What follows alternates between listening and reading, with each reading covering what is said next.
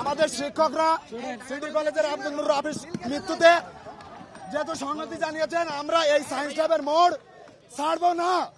Science lab মোড় ছাড়বো না। আপনারা সবাই জানেন আমরা আজকে এখানে কি জন্য উপস্থিত হয়েছি। আপনারা জানেন আমার ভাই আজকে রক্তে রঞ্জিত হয়েছে।